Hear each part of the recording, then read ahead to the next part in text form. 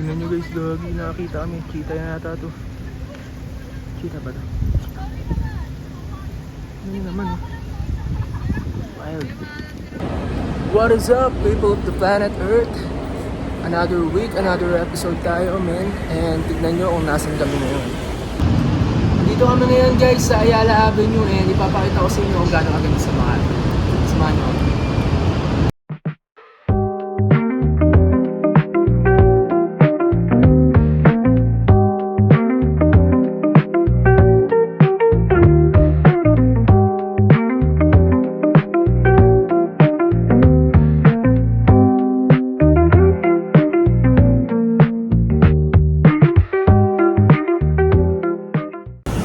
Okay, papunta kami ngayon sa Ayala Triangle. Hinahanap namin kasi hindi namin makita men. Search mo na. Lapit lang ba tayo?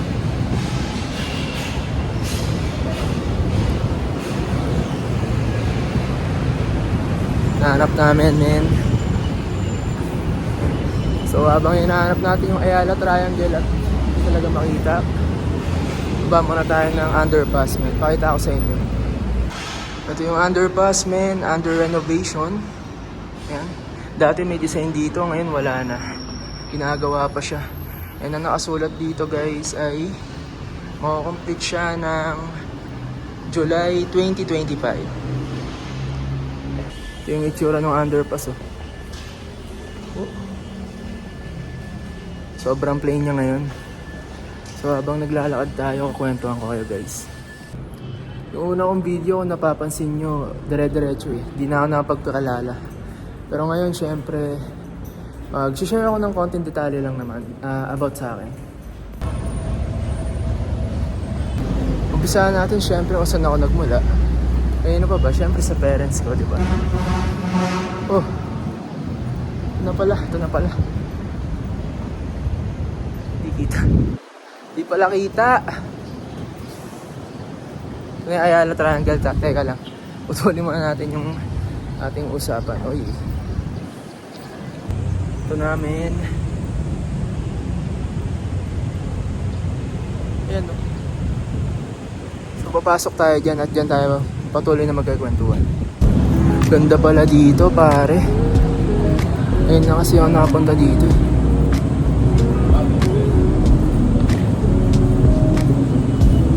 Diba?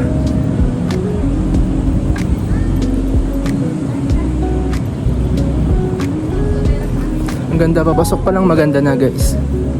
Parang akong inosente. Meron bang maupuan dito? Oo nga meron. At pwede pa mag-bike. Ito, kahit ako. Eh no. Pwede mag-bike men. Kaso di ko lang alam kung may bayad.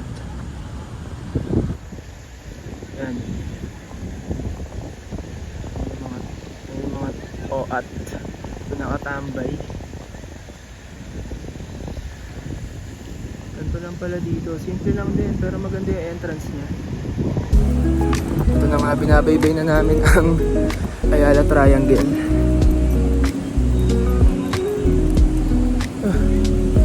Ilaw. Ilaw. Araw.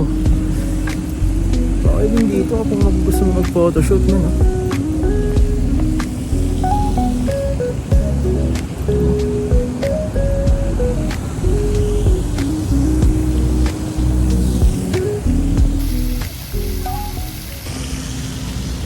Men, pwede siya mag-picnic. Ay, ewan ko, picnic ba to or tambay lang. Pero okay din dito oh. Presko pa yung hangin.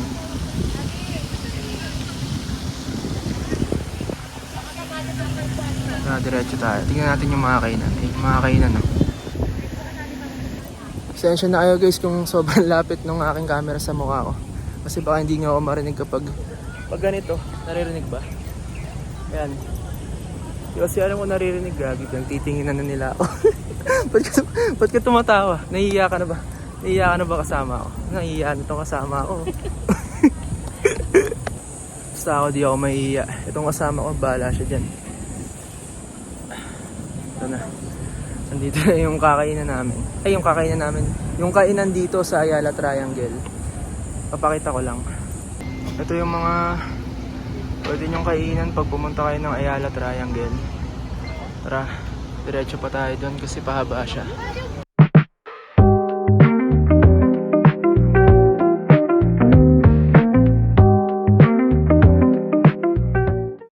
Marami rin tao. Siguro lalo dito pag gabi mas maraming tao. Yung mga ngayon, parang nag-aayos pa lang sila. Si Kuya dala-dala pa lang yung yung lamesa. Parang isi-set up pa lang. Tingnan nyo guys, doggy, nakakita kami. Cheetah yata to. Cheetah ba to? Ano naman wild. Yan show. Hindi natin alam kung pusa o cheetah, men. Pero pusa to guys. Narinig ko sa mga nag-uusap. Okay. Anyway, so masyado ako nag-enjoy sa pagbibideo. Nakalimutan ko, magkakwento nga pala ako. Hanap lang tayo ng spot. Ito, okay na dito. Kasi parang ang didiligan dun. Pag dun ako pumwesto, parang ang didiligan nun eh. Sige, okay na dito. Upo tayo dito. Hindi naman basa, no? Okay, so yung kwento natin, sisimulan ko sa parents ko siya. Hindi nyo ko may kilala kung hindi ko sasabihin kung saan ako nagmula. Which is sa parents ko. So, ayun. Isa lang ang masasabi ko, and yun ay nanggaling ako sa ayos na pamilya. Pag napanood nila mama to, ni papa, matatawa yun. Pero yun na nga. Siyempre, gusto ko lang magpasalamat sa parents ko dahil kahit, alam mo yun, hindi naman kami mayaman, pero hindi nila hinayaan na hindi ko makuha yung mga gusto ko. I mean, siyempre hindi ko naman lahat nakukuha. Yung mga ibang bagay lang. I mean, hindi nila ako hinayaan na maging kawawa. Kahit hindi naman naman mapera, sakto lang. Sakto lang. Hindi, ano lang kami, parang nakaka-survive lang sa araw-araw. Kaya nagpapaw. Ako, wala akong masasabi sa parents ko kasi kumaga dati, yung mga kakainan na lang nila, ibibigay pa nila sa akin yun. Tapos yung mga bagay na gusto ko, bago ko yung makuha, nakikita ko muna na pinaghihirapan nila. Nakikita ko siyempre, di ba, galing sa work, silang dalawa, si mama, si papa, galing sa work, pagod. And, nga, may dalang pasalubong. Naman, sobrang ko na-appreciate yun. Di ko man lagi sinasabi sa kanila, pero, sobrang ko na-appreciate yung mga bagay na yun. Huwag ka tumawa. Si mama at si papa, ano yan pareha silang hindi naman magagalit yun, parang konting bagay, naiinis na sila. Sa akin hindi ko alam sa iba. Pero sa akin kasi syempre, anak nila ako malamang. Ganun sila syempre. Kahit naman sino siguro may inis sa akin pag ganun ang ginagawa. Hindi kasi ako lagi sumusunod talaga, men. Sobrang tigas din ng ulo ko, alam ko naman yun. And ayun nga, kahit simpleng bagay, ngayon nga kahit simpleng bagay na lang, pinag-aawayan pa na. Pero ganun talaga siguro yung takbo ng buhay kapag pamilya kayo. hindi laging masaya syempre. Pero ganun pa man, okay lang. Ang importante, hindi naman nagbabago yung trato namin sa isa't isa. Masaya pa rin, tsaka hindi naman kami nagsasakitan. Si Papa, kahit sobrang kulit ko dati, hindi. Napapalo ako dati, pero parang hindi naman niya ako talagang ginulpog, hindi ganun yung tatay ko. Mabait yung Papa ko, sobrang, ang dami ko rin natutunan dun. Actually, kay Mama at kung pag-uumparahin ko nga kay Mama at kay Papa, mas marami akong words of wisdom siguro na natanggap kay Papa. Doon ko nga nalaman yung yung huwag ka magtatanim ng sama ng loob kasi wala kang aanin. Kay Papa ko nalaman yun. And ayun nga, talagang hanggang ngayon, dinala ko yung quote na yun na galing sa kanya. Quote pa tawag doon. Yung kasabihan na yun na galing sa kanya. Di ko alam kung sino nagturo sa kanya ng kasabihan na yun. Pero yun nga, sobrang effective nun kasi talagang yung burden mo, kapag kunyari meron ka nakaaway. So kapag natuto ka magpatawad agad, di ba? Mawawala na yung burden sa puso mo, mawawala yung bigat. So ayun yung tinatawag na huwag ka magtatanim na sama ng loob kasi wala ka namang aanin. Ikaw rin yung makikinabang kapag ka ginawa mo. Kay mama,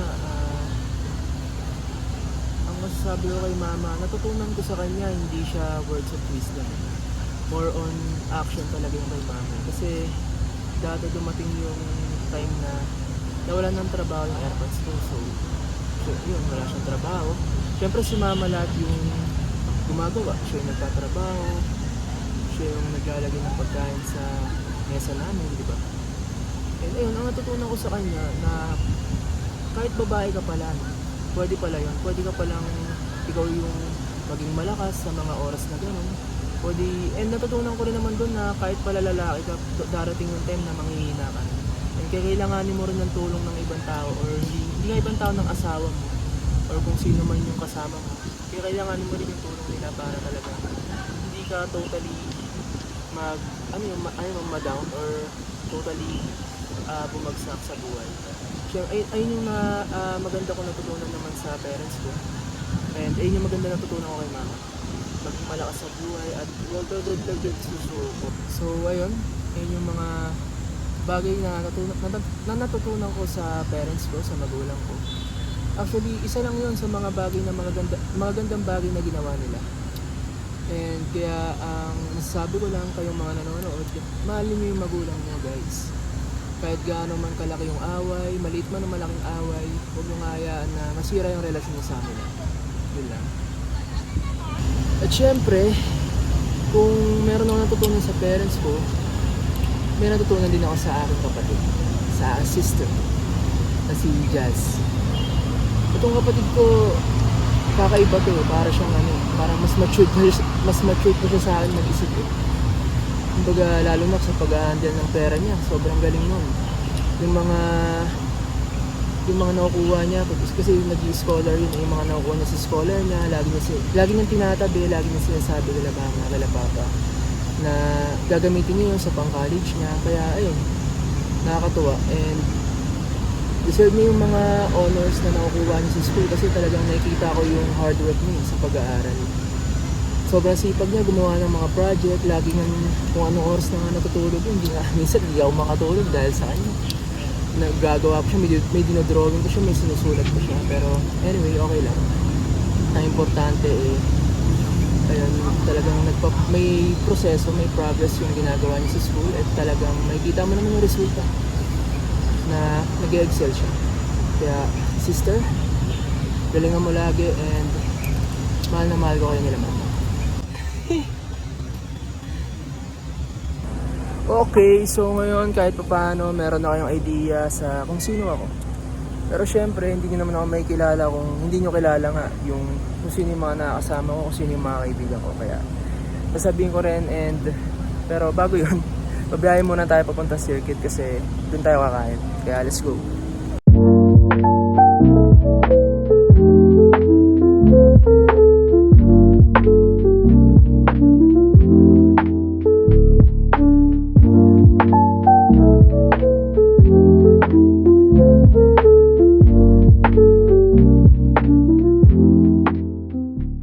Nakarating din, nandito na kami ngayon guys sa Ayala Mall Circuit. Oh, kikita, yun. Baliktad lang eh. Pakita ko. Yan. So tara, pasukin natin. Papasok tayo at hahanapin natin kung saan dito yung food bazaar. Ako yung tinatawag na merkato. Tapos doon tayo kakain. Tanong tayo. Kaya saan po dito yung parang food bazaar, yung merkato ba yun? Dulo kaliwa. Dito. Bukas pa yun kuya ngayon? Mamaya, okay na. Bye. Salamat. Angas na ito. Umuusok. So sabi nung kuya, bukas daw yun ngayon and didiretso lang daw tayo dyan. Sa dulo daw niyan yung food bazaar na hinahanap natin. So, ang sabi ng guard doon, diretso lang daw. Tapos may napagtanungan pa kami isang ate. Sabi niya, pag nakita daw yung Belgian waffle, ito yung Belgian waffle. Kakaliwa daw. So, ito yung kaliwa. Yan. Tara, diretso tayo. Yan na ba yun? Ito, nakita na namin.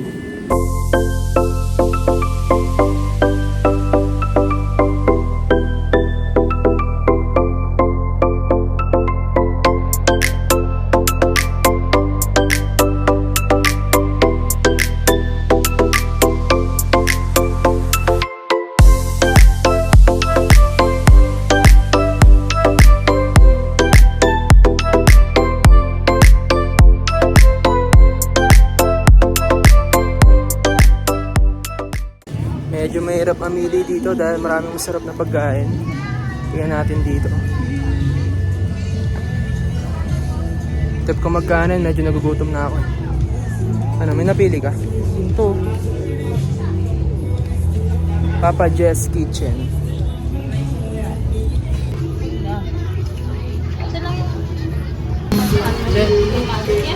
Isa pong ano? Isa crispy dinakdakan. Tsaka lechon kawali. Tama. Papo, ito yung good for one ng isa. Tapos yung sa akin, dinakdakan ko.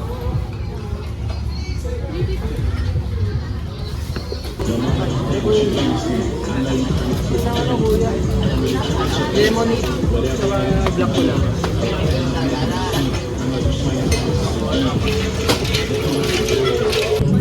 So yun guys, habang inaantay natin yung mga pagkain, yun nga, ang pag-uusapan natin ngayon is about sa mga kaibigan ko naman. And speaking of mga kaibigan, may nagpapa-shoutout kasi sa akin. Yung dalawa kong tropa. So shoutout kay Roch Borja tsaka kay Sar Christopher. Sar Christopher. Pero ang tawag namin niya kay Sar Christopher, ang nickname niya ay Pope. Kaya tinatawag namin siyang Pope. Para, di ba, nickname na pinaikli pa. Pope, Pope. Okay, dumating na yung order namin. Ito, pakita ko sa inyo. Isang crispy dinakdakan, tapos meron tayong chicken skin, medyo mainit. Tsaka crispy, sizzling lechon kawali. Tama ba? Yun. Okay, ganda ng music. Okay, lalapag ko lang muna ng maayos itong phone para makapag-video tayo habang kumakain. Kain tayo. Naririnig kaya ako dito. Okay, so pag-usapan natin yung mga tropa ko, or mas gusto kong sabihin na mga kaibigan, mga tunay na kaibigan. Kasi hindi nyo rin talaga ako makikilala kung hindi nyo sila. Alam nyo, hindi ko sila maikakwento. Kung di ako nagkakamali, parang mga 17 years, 18 years na yata kami magkakaibigan. Simula nung pagkabata ko pa lang, kasama ko na sila, men. Kaya talagang parte na sila ng buhay ko.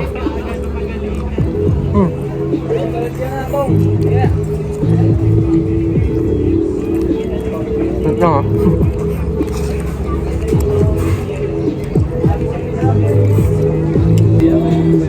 Itong mga kaibigan ko to, marami kaming nagawang mga memorya talaga.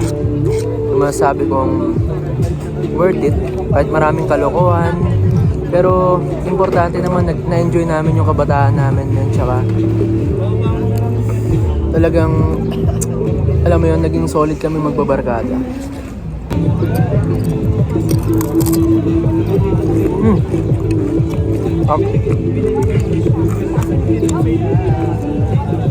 Natutunan ko naman sa mga kaibigan ko na to, talagang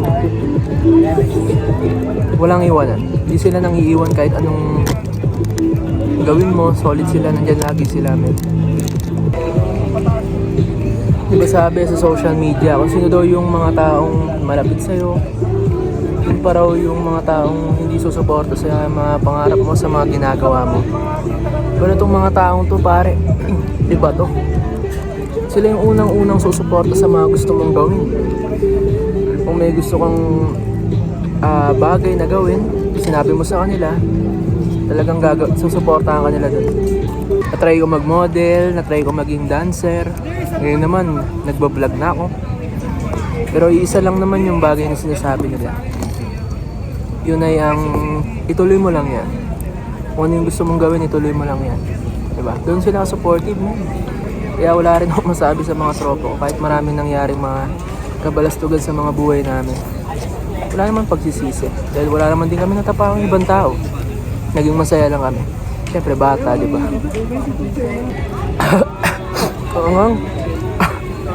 Kaya akong sili.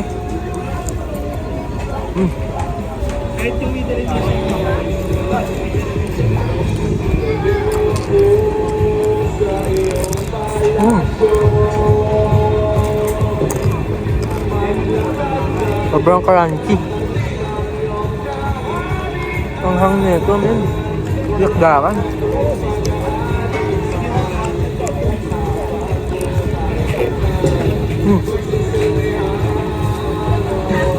Luya.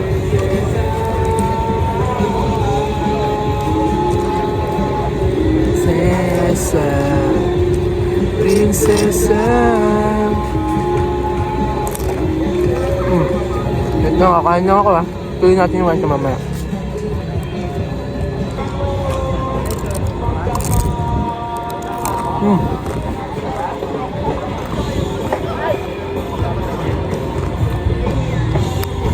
Sarap.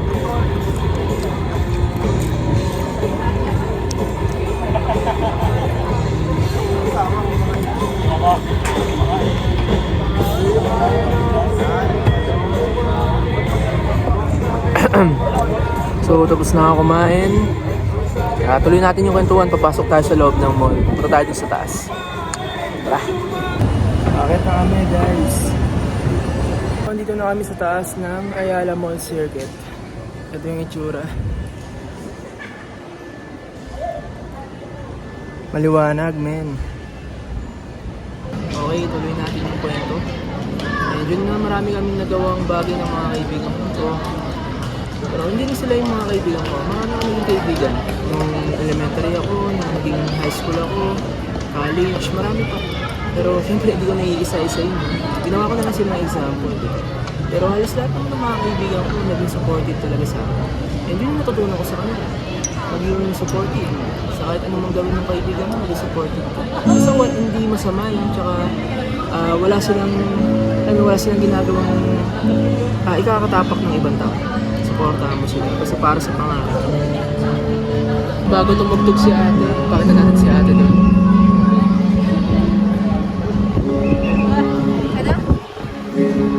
Tumugtog si ate, man.